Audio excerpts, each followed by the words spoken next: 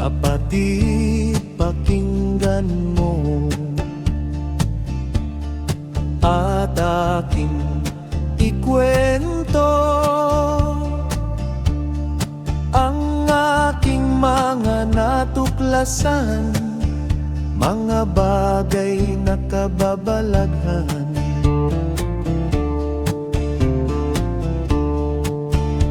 Ang Diyos sa kalangitan, tawag namin ay kabunyan.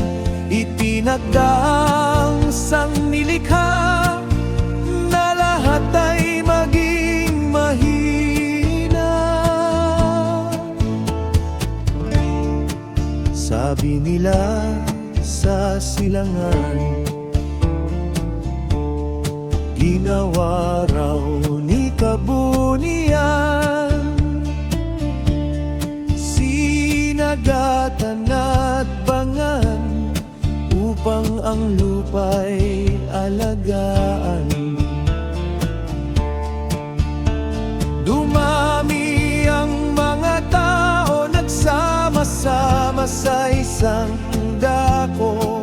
Mga isipan nila'y iniligaw ng mga anitong matakapa. Naisumpa ang sangnilikha, ang gamot ay hindi makita. Ang mga tao ay tumingala dahil di na sila makaporma.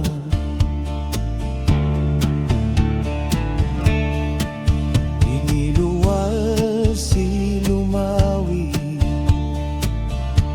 mula sa bukal ng tubig. Sabi niya, magtiis kayo, ibibigay ko ang nais niyo. Nilutas niya ang problema, ang sumpa sa sangnilikha. Tinuruan ang mga ama, gagayahin ng mga anak nila. Meron ding mga nagturo, tawag sa kanila'y Kristiyano. Ang Diyos daw sa kaitasan ang lumikha sa sanlibutan.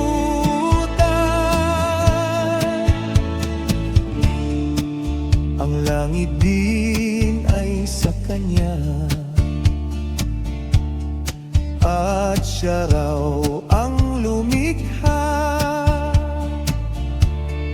Kina Adan at Eva upang maghari dito sa lupa.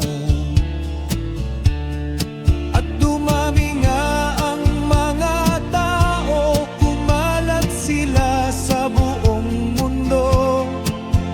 Ang isipan nila'y iniligaw ni Satanas na magnanakaw.